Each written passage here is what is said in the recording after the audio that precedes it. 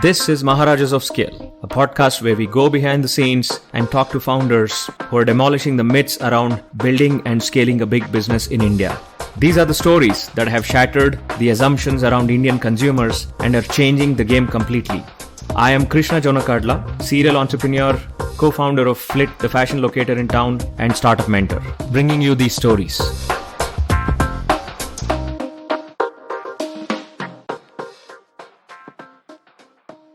Hey listeners, this episode is pure startup gold.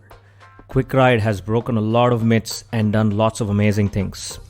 Please listen to my summary at the end of this episode where I outline the amazing things and the hacks that they've done. I do this because it is so easy to miss them in Rao's down-to-earth language. Now, let's get started with the episode.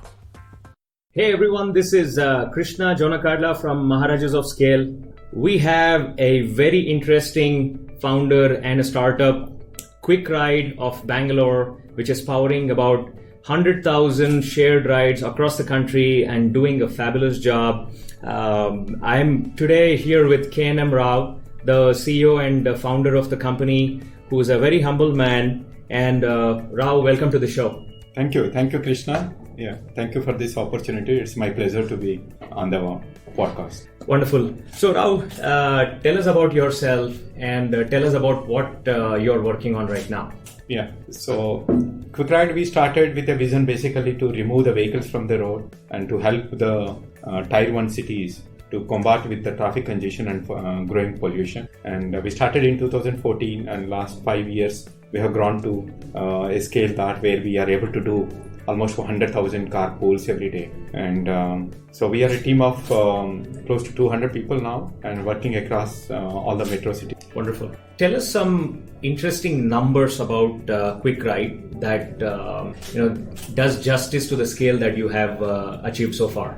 Great. So Quick Ride, today, if you look at the top 10 companies, we are 8 of the top 10 companies we are serving for carpooling. We are the carpooling platform for 8 out of top 10 companies. And when you get more into the data, for example, so we are the largest carpooling platform in India with 3 million carpoolers, which includes some bike poolers as well. And good part is the carpooling is there for many years, but carpooling on Quick Ride, we see a continuous phenomena that varies regularly. We see the people doing it. As per the statistics, so we have more than 1 lakh users across 7,000 companies, different companies, who have completed 100 carpools at least. So in a way, Quick Ride helped seeded the carpooling culture in almost 7,000. That's wonderful. So let's go back to the beginning a little. Carpooling is not a new idea. While in scale, it's an idea that can impact a lot of people and also take off the severe stress that our urban infrastructure is in across the country. What was that moment where you felt personally? Because like you said, there are carpooling startups, there are companies that are enabling this. How did you rationalize that you could do a better job? And what was that emotional point that caused the trigger that forced you to start? Yeah. So in 2013, I was working in Huawei as a director. So I have a team and many of my team members, I used to see them waiting in the reception for office cab, and they used to wait for a long time. And I also know a couple of them come from the same area. Then I thought that I wanted to offer, but there is always a hesitation. And they also know that I go to the same location, but there is a hesitation. So I thought there should be a dynamic way, instant way to connect the people and where people are going and they can share the commute. We also used to face parking issue and so limited parking. So to get a more convenient parking, we used to race to go to the office early so that we can get a convenient parking which is close to the, where we are working. Otherwise, they used to provide a extended parking rate some other. And I used to watch a lot of single-driven cars along with me, including me, at the signal. Then the thought came that there should be a way to connect the people, and these people have different timings, then it should work on different days. So it should work instantly. Then I thought there should be a carpooling application which should work instantly in real time. You should tell that these are the other people going and they are also the same company. That's how the thought came. Then how they can share the cost or how they can rotate the carpooling contribution. Got it. And these are the ideas. Got it. So these are the ideas came. Then I thought that this idea, if we can make it into reality, it can really, it has many benefits to the society as well. Got it. The benefits like reducing the traffic and pollution, reducing the fuel consumption. Got it now. And that way we can contribute to economy as well. And also the comfort of the people, for the comfort of the people. So when we started thinking about that, it is almost like 6 to 8 months I keep on thinking, but you know that it's coming out of the comfort of the corporate job. It's difficult. So to make a decision, we took more than 6 to 8 months. Then during this process, I also checked that carpooling is not new, but many people tried in the past, and there were many applications also that time also active. Then I have studied about them, why they are not getting the scale, why they are not getting success. So mainly two reasons I identified. One is the technology is not complete. The technology is very inefficient or incomplete, we can say. If a car owner has to carpool, if a car owner has to start carpooling, he doesn't want to take an inconvenience. He wants to help people. He wants to get a good feel good. You got it. But at the same time, he doesn't want to go through a lot of manual process, coordination, calling the people, waiting for other people. But he's fine if everything is taken care by something else. But the carpooling solutions which were there were very incomplete. Got it now, and very under a lot of wrong assumptions. They were built on wrong assumptions. They were not customizable. They were not suiting to the flexibility. They were not flexible. Then I thought that there is a good scope for the technology. Usability wise also very good. Then the way also they were marketing the carpooling application. Of course, carpooling is for B2C, but at the same time, the strategy which they should choose for carpooling is different. The marketing was not aggressive enough, and it was not focused enough, or it was not having a good strategy. So then I thought that, okay, this is the problem. Maybe I should solve it. And then I discussed with my co-founder also, Shobana. Shobana was working with me in Huawei, and she also agreed, and we quit and started. Very interesting. Yeah. So I will come back to the marketing aspect of it. All startups need marketing. There's no doubt about it, because we're all doing something cool, and we believe the world needs to know about it. Correct. And the way we solve that marketing problem fundamentally defines. The product is one aspect of it, and marketing is the other aspect of it. Usually we think it's 80-20. You can get the product right, but you can get the marketing wrong and still fail. But you could get the product somewhat right, and if you get marketing completely right, you'll still succeed. Yes. That is what we have seen, right? So we'll come back to the marketing track a little later. Let's go into your own personal background. Is this your first entrepreneurial venture? Yeah, it is a fast entrepreneurial journey. And I'm not from family of entrepreneurs. So I came from a farmer family. Okay. So I was a farmer during college. And so where did you do all of your schooling and your college? In Andhra Pradesh, near Vijayawada, a village. Okay. Okay, wonderful. Your family is into farming? Yeah. Oh, wow. And they still continue the farming. Yeah. So how did you end up in technology then? So I come from a farmer family. I studied most of the time in government schools and 10th standard and even intermediate in the villages, mostly in villages. And we used to work in the fields in the morning and evening, and only during the time we used to go for the college or school. So for the college where I was studying, actually, we never expected that we will come out of the intermediate. We thought that we will close the intermediate, we will fail intermediate, and we will continue farming. So it's a luck, we can say. I passed out. I was the only one person passed out in that batch, in that government junior college in Rudrapaka. And then for the marks because I passed out, I wanted to continue. For the marks which I got it, I think only the nearby government college can most of the courses like engineering I was not even aware. I had not even written the MSET or something, and I had to study BSc, and normal BSc I will not get the seat, but fortunately there is one BSc Computer Science course that started only in that year, because it started only in that year, not many know, and I applied for it and I got, and that turned my life. I become more interested in programming and coding. Maybe I have that skill. I used to do very good programming. I used to continue my farming work during the weekends and study well. Passed out BSc Computer Science, then BSc Computer Science, then the next one is the MCA. Otherwise, we don't get that. So MCA, I have written. I studied well, and MCA I was a college topper and a university topper in another university. And the reason is I could pick up the programming very well. I used to do very, very good programming. I used to guide other people. So when come out of the completed MCA, being a topper in the college, in fact, my father went to receive the certificate and he was very happy. He was a farmer. He was a full-time farmer. He was very happy. So then I got into companies like Wipro, worked with Wipro and Philips and Cisco, Huawei finally. So when I came to Bangalore also, my English used to be very, very poor. So most of the written tests that a lot of fresher tests they used to conduct. Most of the written tests I used to clear, and I used to fail in the personal entry. And fortunately, it happened with me. Yeah. Well, those failures have actually channeled your ambition into. So that's fantastic. So as you were going through this journey of evolving into a technologist, was there and you must have seen people around you start things, because a lot of initial founders in India were all tech driven, right?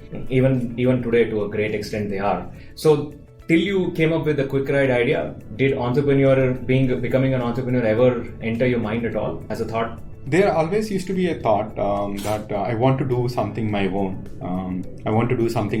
I used to think that after 5 years, 10 years or something like that. But when the idea of carpooling came, then it became reality. Okay. And so you resonated very deeply with the idea. Yeah. That this is a problem, that's what's solved. Yeah, that's a problem. Yeah, I think I could connect with the problem very well, and I used to reinforce my idea every day, thinking about it. And I think carpooling idea is what made me to quit, and it has given enough push to quit the comfortable job and comfortable responsibilities in Huawei. Very interesting. So from a financial perspective, let's talk about that jump from a corporate career. How long was that corporate career? 10 years? 12 so I have done 16 years corporate career. Okay. Before, Okay, so 16 years is not an easy thing to shake off and say, okay, tomorrow I'm going to be in the wild all by my own. Yeah. Did any of the farming routes, because when you're in the farm, you're close to nature. I've seen a lot of people talk about how gardening tells you a lot about life, right? Yeah. So because you sow 100 seeds and not all the 100 grow, and about 20 grow initially, and eventually in the 20 some again die, some that you don't expect to grow actually end up growing. But it also teaches you patience. So did any of your farming routes have anything to do with any of the jump that you took? Yeah, I think it has given me the required risk appetite. Yeah, if you look at it, many times when I was farming also, we used to farm very carefully from the beginning, and when it was about to get the yield, we used to get cyclones or floods and used to lose all the things. But at the same time, still with fresh energy, we used to start next year again, right? With a lot more hard work, lot more hope. We used to start. I think that's a risk appetite. You got it. And when we really see the yield coming, and we also feel we cherish that success. Whether we got the best yield out of the whole village or not, we used to compete like we got it. So I think that has given a required risk appetite, and also to work hard and be persistent. You got it. Interesting. That required this. So let's talk about the beginning itself. So when you started Quick Ride, how did the founding team come together? Were you all working in the same company? Was it you and Shobana first that started it, and Naveen and everyone else joined? How was that? So myself and Shobana started together. We recruited a couple of freshers, and I have withdrawn my PF money, the 16 years, whatever I've been at. I have withdrawn the same money we have used. And we used to be very frugal, and all of us used to do coding. All of you used to do development. And if there is a marketing campaign, even all engineering team, everyone used to go and do the marketing at the beginning. So that's how, yeah.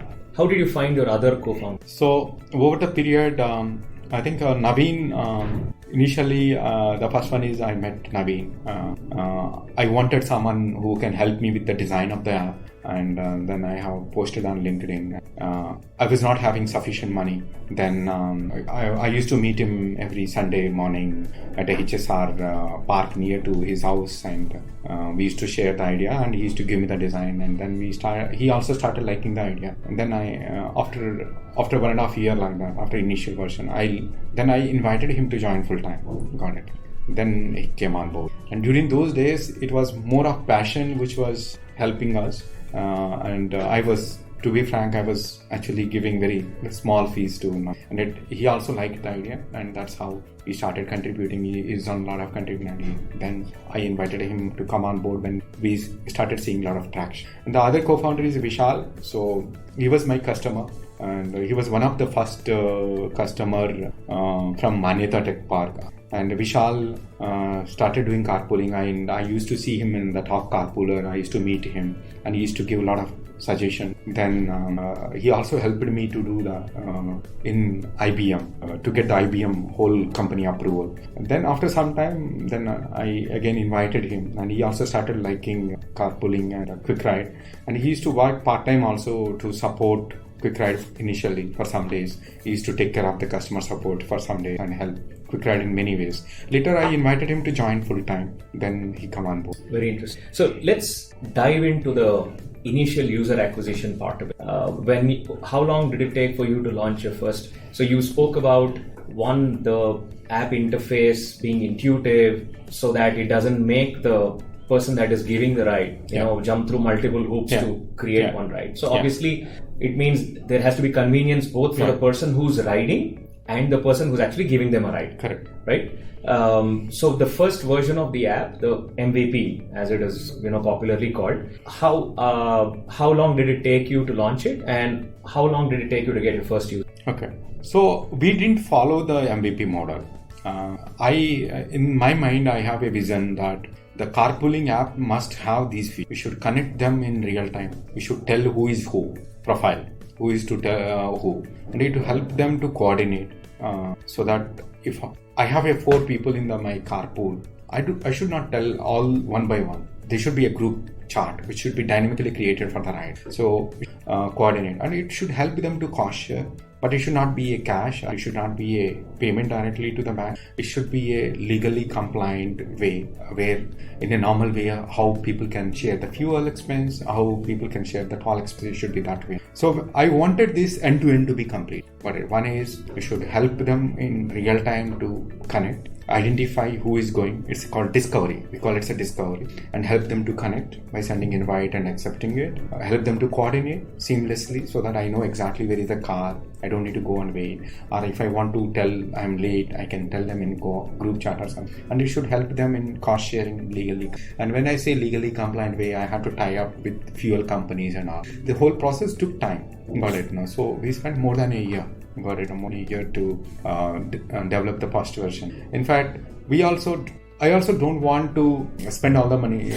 Maybe I could have, if I hired a very high-end experts, but some of us learned Android and then started coding. So it took some time, and I didn't want to release this version without any of these important core features which I believe, and which is required for complete carpooling automation seamlessly, so that car owners feel that there is no hassle in carpooling. Interesting. So I'm going to ask a related question, and this is not the first time I'm actually going through a use case right now where the thought process is somewhat similar. So there is this whole MVP model, right? So there's so many beliefs and myths, so to speak, in the startup arena. But I feel there are certain use cases where the need is no longer latent, which means it is not hidden. It is really wide out in the open. So other startups that are trying to solve the problem is proof enough, that there is pent-up demand for it. It is not even latent demand, it's pent-up demand. So would you say that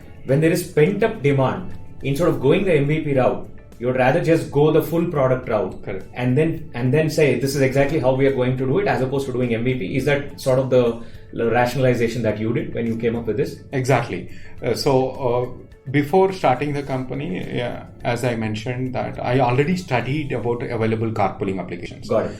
Those are like MVPs which are available. In fact, I met some users. I still have that survey form. I met the users of other applications, and I met them in their offices, went there and asked them why it is not scaling up. What do you feel? That is how I think MVP is already done by others. We can say that. And second is, I really want to make it hassle-free. When I want to make it hassle-free, I wanted certain features. Got it.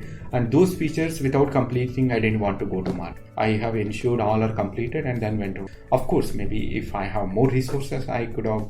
But I also want to be frugal. I want to be spend very conservative and go and stick to the game for a long time. That's the reason. Yeah. So how long did it take for you to get your first user? So first user, I think, okay. So the first campaign which I did, first real user. So after we launched it, in our apartment, we started the campaign. We went to door and told them about the product and made them to download. I think the first user is maybe within 3-4 days. Oh, that's great. There were many other users, but they were not finding the carpools. When I say first user, first carpool. Got it. The first carpool is after a complete experience. After a week time, within a week time, we done that. But before that, when we launched, we of course put it on social media and tell to our friends. They downloaded, but really carpooling did not happen. And in the carpooling, it's not like someone orders and I can manufacture it and deliver it. It's not like. The real carpooling means both the demand and supply need to be traveling on the same time. We should find two people living at the same area, working at the same area, and they are agree to they travel at the same time and they agree to share. They should be agreeing to. So it's a more complex than any other marketplace. Right. It's both the side demand and supply is. You cannot fix any of them. They have to be matched in real time. They have to be matched in the real time. Right. And they have to be convinced to share with each other. Okay. Right. It's not like automatically. In case of any other marketplace, if you can take it e-commerce, I can create an inventory of the products. Right. And I can put it and I can deliver it whenever they need. Yeah. There is at least. So there's a lag in the demand and supply, yeah. But in this case, the demand and supply have to be near real time for them to be. And it is fixed also. I can also fix it. I can buy 100 units of a product and I can advertise and I can deliver it. Right. It's a guarantee. But here, you need to find the carpoolers who are living in the same area, traveling into the same place, same time, and they should agree to share. Their personal preferences also should match. So it's a much complex market, but at the same time, the good part is it's a very economical. I don't need to deploy any asset. It's not operation heavy.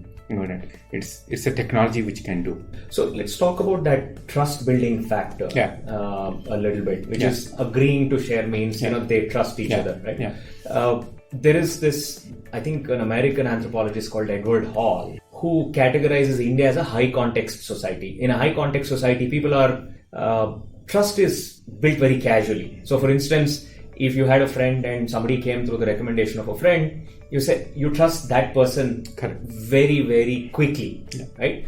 And it's almost like, let him break my trust and then I will start doubting him. But till then, he sort of has implicit trust. Yeah. And India is more of a family-driven society, right? And we have our own communities, we have our own complexities. So I've always personally felt from my days in the US that a carpooling concept, and also if we hark back to the days, our own younger days, we would all pool in, a family would have, a car would have like 10, 12, 15 members, and we would take another person, maybe next door neighbor as well. So I've always thought that in a high context society like ours, the trust building aspect should happen rather quickly, and therefore a carpooling application should work for a variety of cultural reasons. Did you discover that, and how did that initial trust building process work? Yeah, whenever we ask anyone to do carpooling, the first question is the trust. The first question is still the trust, and there are a lot of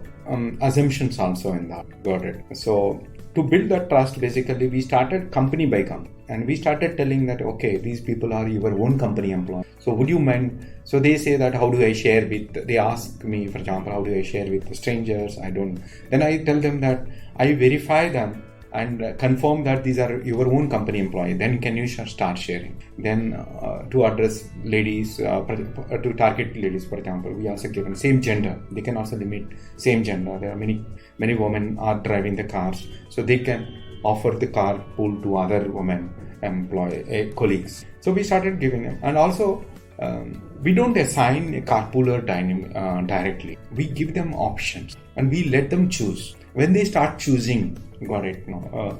So we provide them all required information, like this person works in a company, this is verified, and this many carpools have been rated, and this is the rating. Then they started making decision from the choices. The choices also helps creating the confidence. So then word of mouth help. Initially we focused on company by company, and we used to tell them that it's your own company employees. We verify them and tell you. Then we given them to create a sub network like same gender carpooling networks. Then we also given them a lot of information, a lot of choices to choose their own choice. And then through word of mouth, it started creating like that. Yeah. So some of these things can work at scale. Yeah. Right? So once you have, let's say, 5,000 riders and 5,000 drivers. Correct. Then these things are ratings. But the initial, let's say the 0 to 500 or 0 to 1,000, that journey must have looked very different. How was that? Yeah. So I think, correct. Carpooling did not happen although we started in 2015 September. I think the first whole month we had done only 42 carpools. Whole month we could do only 42. That's because of this. But it has grown up in 2016. Whole 2016 also we spent, and maybe we were doing only 2,000 carpool per day by end of 2000. So that, but we were perseverant. We also used to target large companies. I know that I had to target large companies. Took a lot of time to give the approval, because although there is no cost involved, there is no liability involved, but when you're a new company, new startup, going and talking to the company like Wipro, it took a lot of time to get the approval. So we used to do with apartments and all, it was not giving the scale. It was not giving the required. So only when the company like Wipro and Cognizant, we could get the approval. Then we have done a very focused campaign at the same place. Like Wipro Sajapur has maybe 10,000 employees. So we done a focused campaign first week. Result was maybe couple of carpools only. We have not given up. Then we continued second week, third week, fourth week. Then third week onwards, the whole thing got changed. Even the 4 or 5 people who have completed carpool, they used to share the news to other people, and we also used to spread that. We also recognize that, and we were also persistent. And Wipro said that in fact they never seen any startup doing so long. I mean, persistently doing that. But I was with the commitment that like out of 10,000 people, at least minimum 2,000 people should come on Quick Ride. Then only carpooling will happen, because then the network effect will come and more options. We were persistent, and it has given the result. Let's talk about your bootstrapping journey a bit. It's not common to find, especially high frequency, high intensity use cases like yours, stay away from funding for that long, right?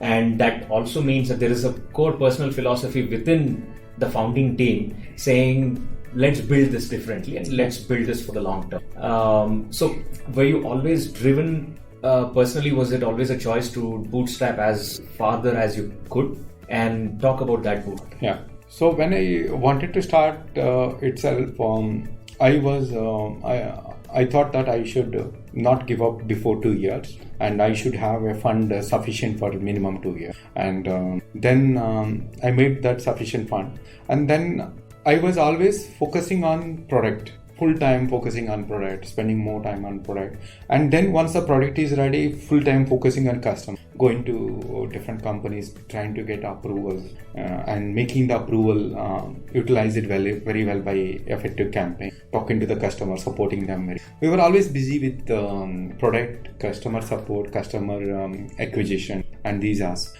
and we were not really looking for the funds. We thought that if the product is very good, it fit to the market and customers spread the word, Then automatically at one point of time, anyone, the investors can come automatically. And we also thought that first mail should come from them, or they should come to say, got it, let's do our good job. That's the kind of philosophy. And fortunately, the fund which I planned, it came almost 3 years. Then after that, in fact, my friends supported. They seen some traction. They seen my commitment. Then they themselves supported a little bit within the friend circle. And I think the Sequoia started showing interest when we started doing almost 12,000 carpools per day. That is almost after 3.5 years. And they didn't invest because the reason is many carpooling startups failed in the past. So at the first meeting, they said that we appreciate your work. It's a good traction, but we still believe that carpooling may be a niche segment. Got it. It may not get the required scale or something. But after within 3 to 4 months, we also made a very good progress. After 3 to 4 months, again Sequoia heard about us through customers or through different channels. Then they came again and they did the same. So, but till that time, we were completely bootstrapped and a little support from my friends after 3 years. And we were also committed. And by that time, we were operationally coming to be break even. Operationally, we are getting break even. So a lot of people who start as founders don't understand that CEO means Chief Everything Officer, right?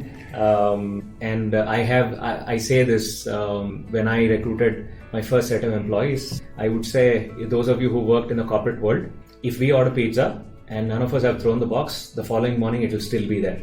Because the invisible staff that actually clean up all the pizza boxes no longer exist in a startup scenario. Yeah. So that support system that we all take for granted when we come from established jobs and corporate doesn't exist in a startup. Correct. You are everything. Yeah. Right? And you wear multiple hats. Yeah. And was that something that you also went through in your initial journey? I went through, but I went through very happily. It has given very satisfaction. When I did a customer support mail, I used to write very passionately. The kind of response I used to, and most of them used to appreciate. Got it. So when we were doing these multiple works, there is a kind of lot of satisfaction. I feel a lot of satisfaction. And the good thing is, I was not a marketing person. I was not a sales person. Got it. But when I did that work and for my own company, and I see the way we do is also different passion, different observation. So it helped me later to train my all function very well. When someone joins now sales, I know how the sales work. Someone joins finance, I know how the basic finance, how to do it, how to organize the thing. Got it. So customer support, same way, how to write the mails. I keep giving them some case studies. Got it. This helps a lot. So at the beginning, we should be ready to do everything. I did the core algorithm of Quick Ride, the route matching part is done by me. Got it. And that I have done the coding and testing, and that still runs. Got it. And that still runs. So, and that has given me a lot of satisfaction. Got it. And same way, got it. Now, recruitment. Many of the people who are working now, I have recruited them. I got it. I have called them, sourced the resume. It's a great experience being able to do multiple functions, learning, and then when learning, because there is a passion by default you will be able to do much better quality. And later when the company has to scale, we still know all functions, how they work, and we still can guide them, give them guidelines, give them some lessons we learned. Got it. That helps. Interesting. So let's all of this. I have a notion. And I was pleased to actually see that validated by none other than Google. If we take Google's guiding principles, the very first principle says focus on the user, and everything else will take care of itself, right? And I've seen historically that even startups, many startups do not do this very successfully. The first site of success, and the user is abandoned, and we hide behind our offices and we hide behind fancy charts and stuff like that, right? But I believe no matter what level of scale you are at, being out there in the trenches, understanding users, because your users change. The first set of users that have a different set of motivations, and then the users that come later have a different set of motivations, right? Yeah. And the bigger you get, the less emotionally involved the users become. Yeah. And therefore, there is always a constant need for you to be out there in the market. Yeah. And I don't mean that as a negative constant need, but more of a passion, right? And what is your approach to the user and learning about the user? I think the reason we came so far is also because of the users. You got it. We used to interact very personally. We used to interact with them at the sales time. I mean, when we do the carpooling awareness campaign, we used to interact them personally. And whenever they have an issue, we used to interact with them. Now also, all 9 cities, I have top users WhatsApp.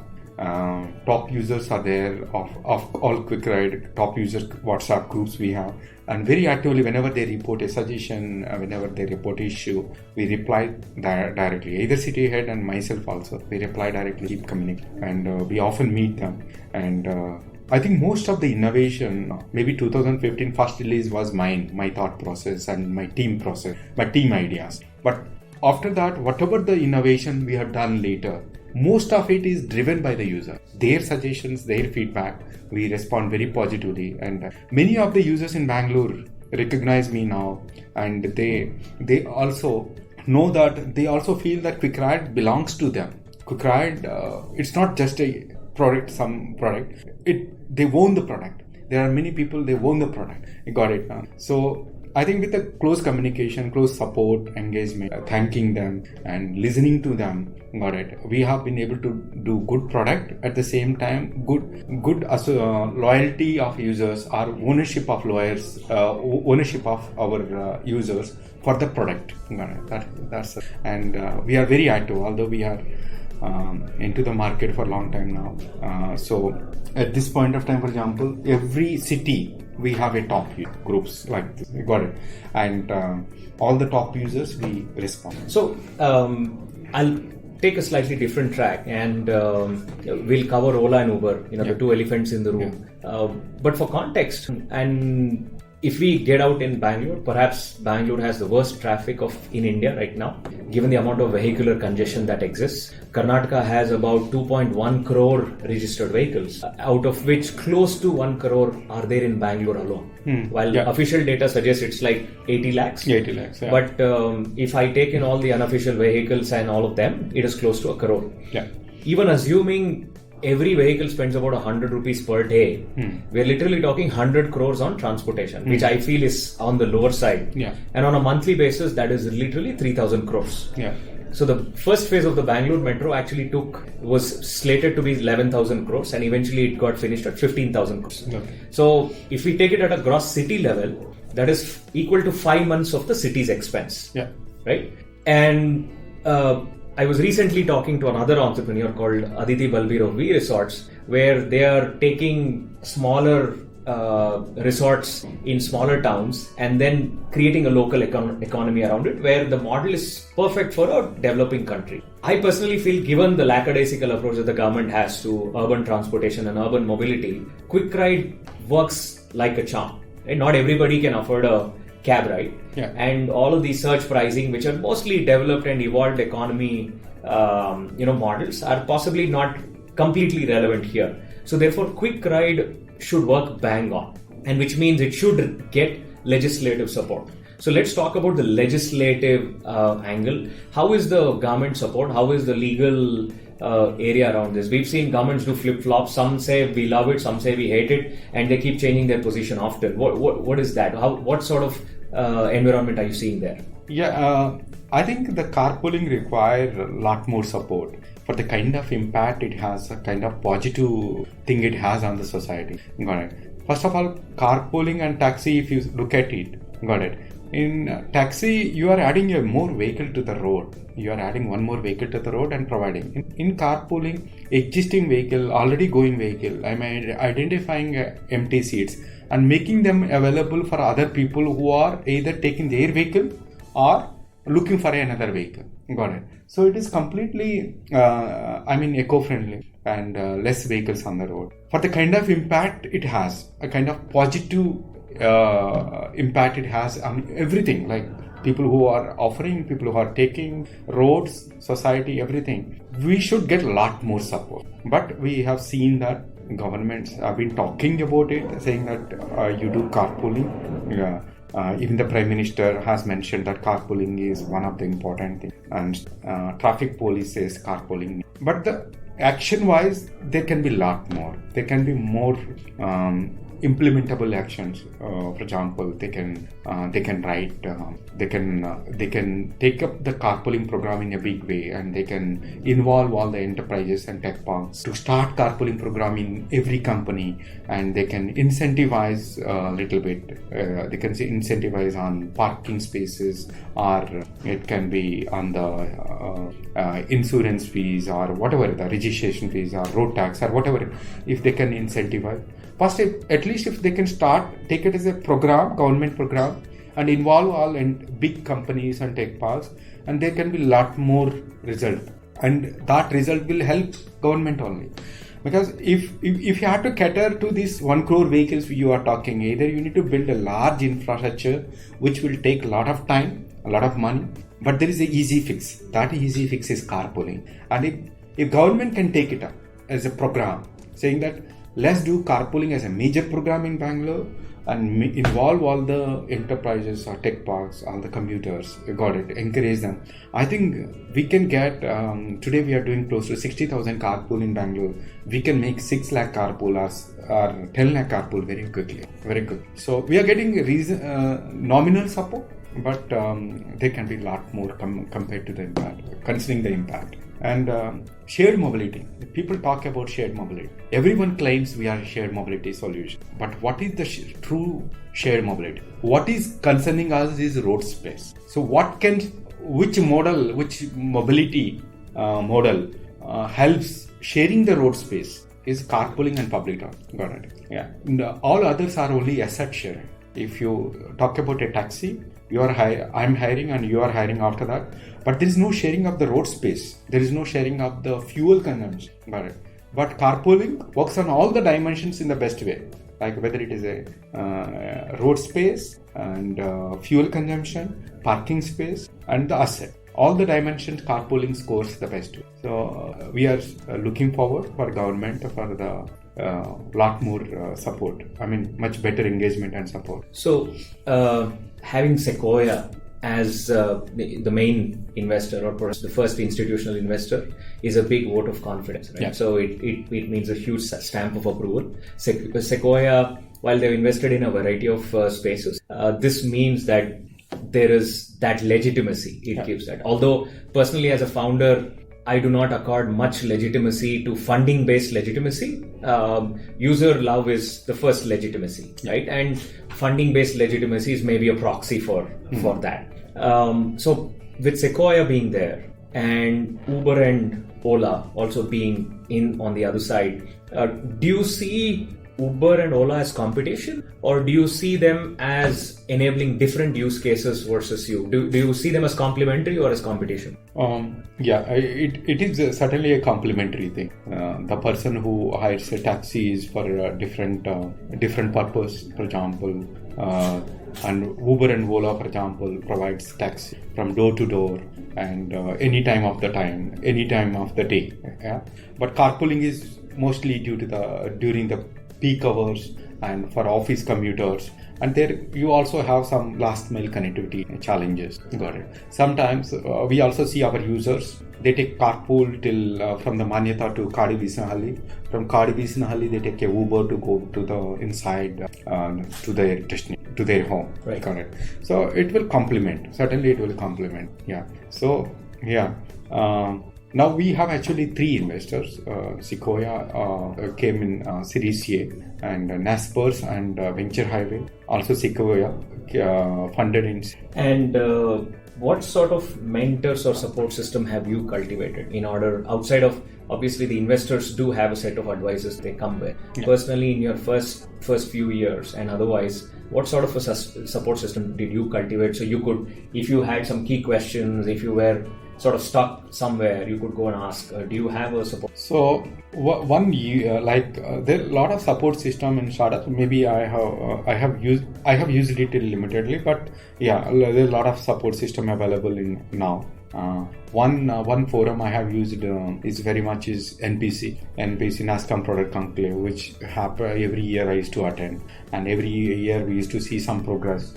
First year I was at thought process, second year I have released the product, third year maybe we got the product showcase award, fourth year we got emerging 50 startups or something. Got it. So I used to listen to the talks and get motivated, and a lot of insights and a lot of startup journeys insights used to get motivated, and that helped a lot. And after the Series A, the guidance from Sequoia, after Series B, guidance from Naspers and Venture Hive, they also involve, and they see a lot of startups, and they keep giving the suggestions and required connects in the industry, and that helped them. And so we'll focus a little bit on the users and the marketing part, which you alluded to early on. Yeah.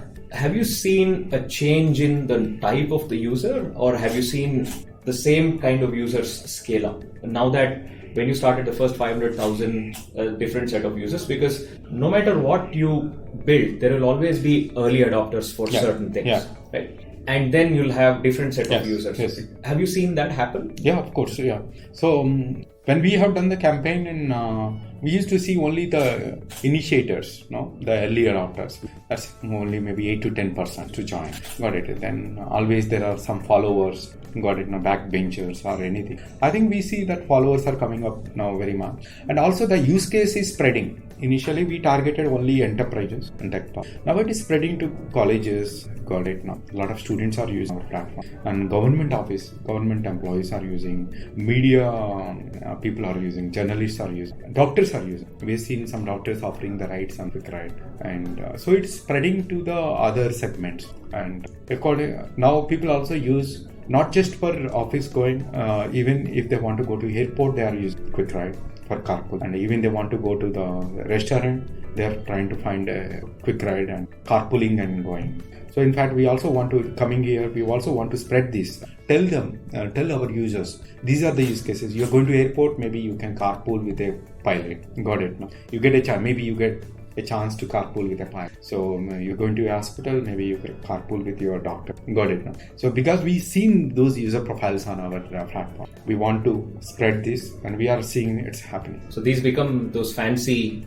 Eventually, they become like fancy jewels in the box, right? Yeah. Like Airbnb, we have Gwyneth Paltrow, who's an actress who stays at a certain villa, and then all of a sudden, Airbnb, which was supposed to be a platform to find cheap local accommodation, suddenly becomes iconic.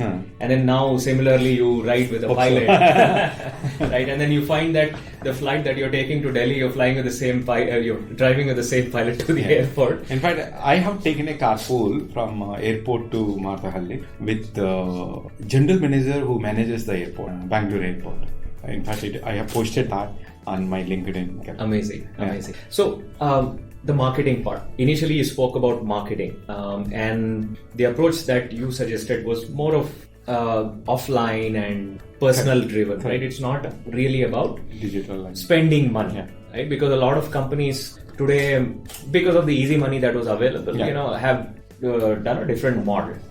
And the other thread I'm finding in this is that, and this is not the first thread, there are a lot of startups which are catering to the tech segment, the largely tech worker. And the modus operandi here seems to be that let's acquire the users through the B2B. So when you get an IBM or a Genpact as your official, so when you're officially authorized by them, so the lead generation and the user acquisition, largely, one, you get a stamp of approval saying that, hey, IBM supports it, which is a huge stamp of approval because it's a reputed organization. And the second one is you really didn't have to put in any of the mega bucks into marketing that you otherwise would. Not particularly for Quick Ride per se, but I'm seeing this sort of an approach being taken in multiple use cases as well. Companies that are serving food, cloud kitchen, use cases like that. So do you think a new sort of a marketing approach is upon us, whereby the traditional let's spend big, let's do all the big ATL, BTL, and let's do through the organizations or through the users, a new approach is unfolding? Do you think that's happening? It depends on the product, but in case of carpooling, I wanted it to be like company by company and tech park by tech park. company by company and tech park by tech park is what I want to address. And every company I used to take it like a war. Got it now. We are going to Cognizant and it's like a war. We should get it like 3,000 or at least 25% of the people joined our in that platform campus. Within quick time. In that campus. Within quick time. I mean, within short time, like 1 week or 2 weeks, like that. So that's how we used to approach. And how often did you succeed? And majority of the cases where we have done with like a war. Okay. So another thing is most of the marketing campaign also they used to, if you look at in the enterprises or tech park, they keep a stall and they sit there in one corner and wait for the customer. In fact, the way we have done is marketing. We go to the person. It's not, we go to the person. We got it. If the employees are working, we go to them and talk to them. If employees are parking their car, we are there in the parking. Employees have come to the cafeteria, we are there at the table talking to them. Got it. So that way we have done it like within short time we had to create it. So we all we figured out, like in a day we used to talk to them at least 4 to 5 times. Got it. So I used to say this actually. Morning we used to target the parking lots. When the person parks the car itself, then we talk to them personally. Sir, you have the car, empty seats. Would you like to share with your colleagues? We can reduce on that. That's the message we used to give. Then when they come for the coffee break, we used to talk to them in the cafeteria. In the evening again, parking. And people who are lobbies, we used to talk to them. So that is how we, with a lot of passion and a lot of coverage, our goal was like we have to get 25% of the people joined, and it's like a war. And this opportunity doesn't come again. You got it now. If you prove it, enterprise can give opportunity again. If you don't prove, that kind of thing it used to drive in our mind, and we used to work very hard. So now that you have achieved a certain degree of scale, and I'm sure you're because you talked about Bangalore itself getting to 10 lakh, and you haven't even scratched the surface yet, but you're out there. Yeah. So what personally, where do you see the next few years? How do you see the rest of the journey unfolding? We're growing good. 2018 and 2019 are for us. We are looking forward for at least 1 million carpools by end of next year. Per day Carpools, which is almost a 10x. So good part is like similar to Bangalore. Now Chennai is doing well, and Delhi NCR is responding very well, and there is grown to almost 8,000 carpool now. And so we have now put foundation in some cities, and we believe that those also will give the result, and we can achieve 1 million carpool a day. And when we do 1 million carpool a day, and everyone should know Quick Ride, everyone will almost. Do you see intercity and maybe go spreading outside of India anytime soon? Yeah, we are thinking about it. Similar, like there are traffic is not just for India. There are other cities also struggling, including California. So we are exploring, we are discussing. But in India itself, a lot more to do. That's what is taking us to here. But at the same time, we are parallelly explore on international, where we can help daily commuters to do carpooling effectively. So let's look at the decision making part. Looking back at the journey so far, what have been some things you got right, and what have been some? No, I think we focused on very much in Bangalore. So at the beginning, so it is given a good result. Stayed very frugal, so we could continue and fight for a long time. But maybe we have done a lot of rework. Maybe which can be avoided if I have more strong technical people. So rework on the product part? Yeah, reworked on the product quite a bit. Yeah, but at the same time, even the marketing part also, the way you create the network also, it took some time. It's not like on the first day I can get the first 2-3 months I can get the carpool work and everything. Well, it took some time for people to see the people always say that carpooling is good, but it's not for me. Got it. My timings are different. My route is different. No one is coming from my route. They assume that. So to break all that notions, it took time and it required time. Got it. So one way we stay very frugal and continue for a long time, it helped. Got it. But maybe some rework we done. But maybe some cities I used to think initially I focus on Bangalore and go out because I have limited resources I had to. But maybe in some cities we could have started that time itself. If we started, maybe those cities also could have performed like Bangalore. Got it. So like that. Yeah. Well, better late than never. Yeah. Do you? Yeah. Now we are. Yeah. personally, what is Rao as a person outside of all his entrepreneurial passions? What drives him? What are some things that he likes to do? I think I likes to basically most of the time now I spend for Quick Ride and my family I spend with.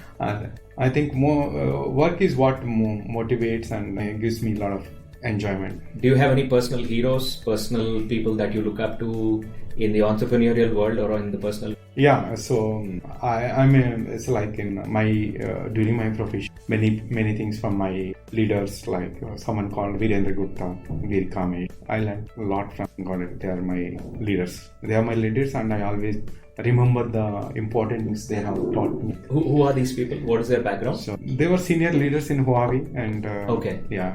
Do you read? Not many books. Many books. What was the last book that you read? Not many books. I am just taking the $1 trillion coach. I see. Wonderful. In closing, what would your advice to early stage founders? Pardon? What was so to early stage founders? What would your advice be for people who are starting out? I think the problem should be the problem you should connect very well, and once you connect the problem, you should be persistent, should be frugal.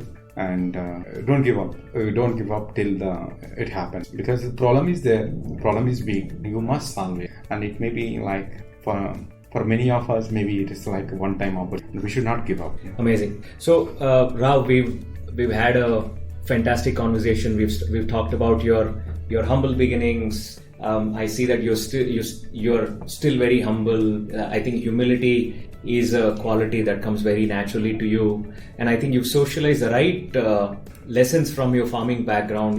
It is very rare that you come across a person who looks at farming and tells me that, you know what, once we have a boom and the other time I had a bust, which means what doesn't change is my effort.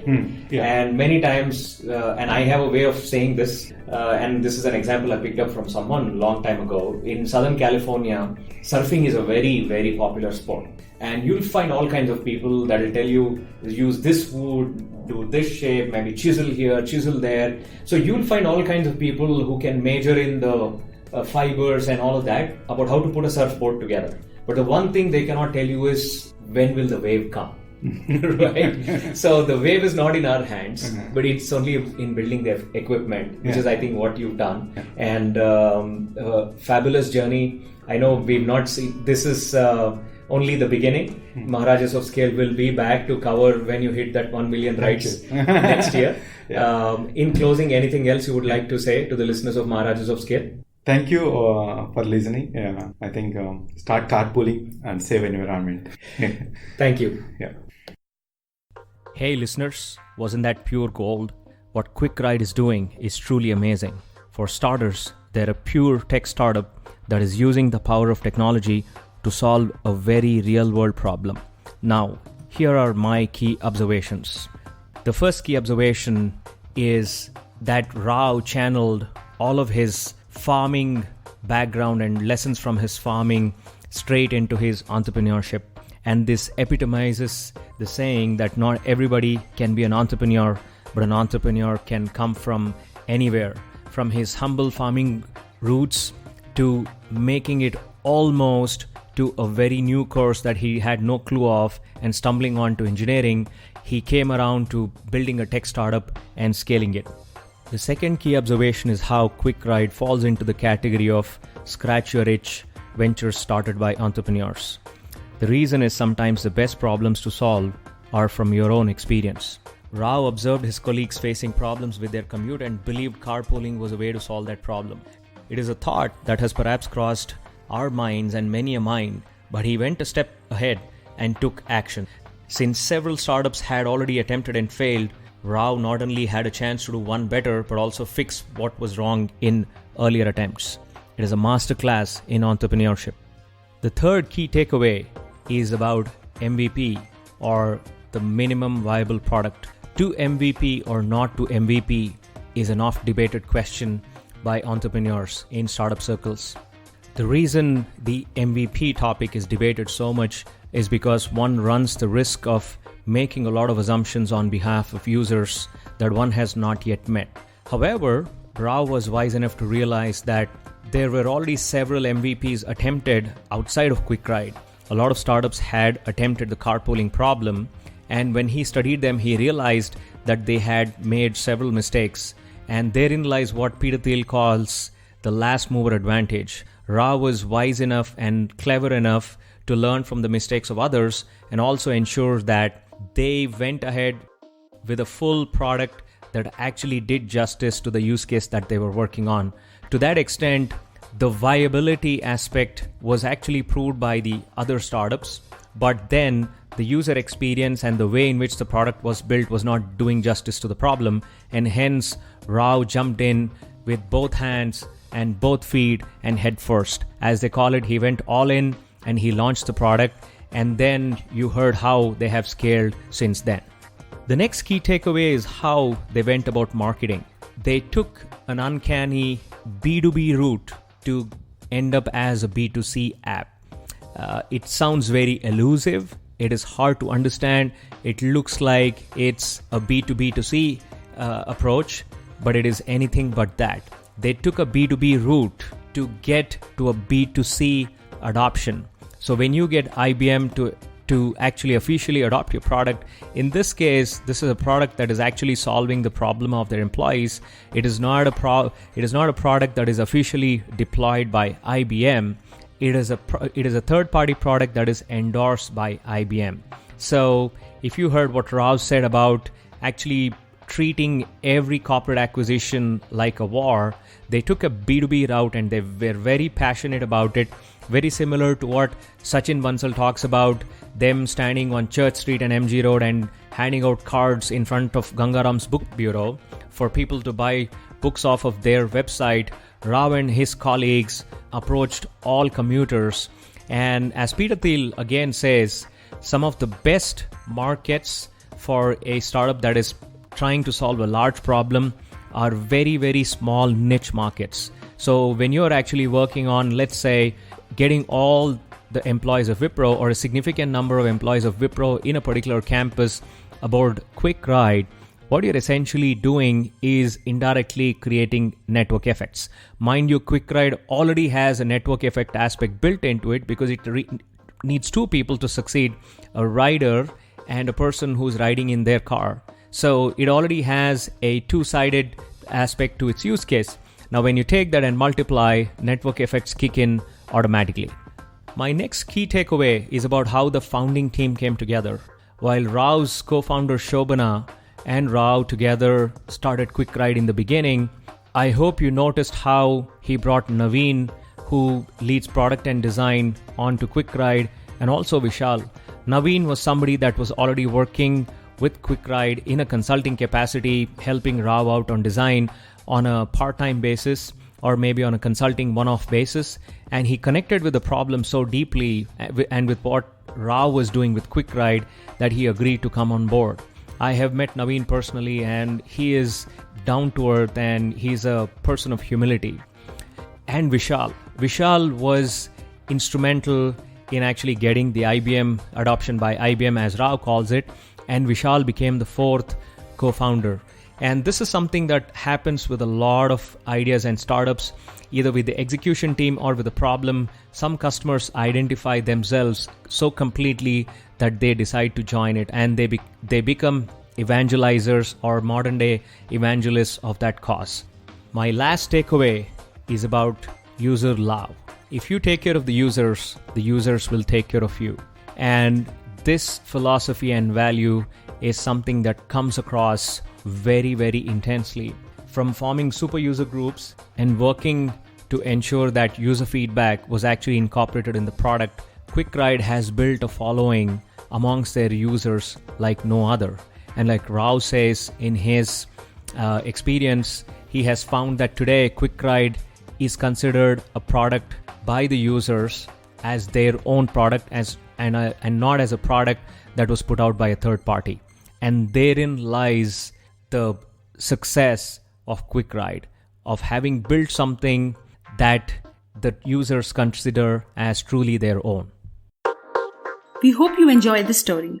If this story made a difference to you, tell us by leaving a comment on the website or our social media channels. Help us spread the love by subscribing, liking, and sharing our show. We welcome speaker suggestions and collaborations. Write to me at nida@maharajasofscale.com.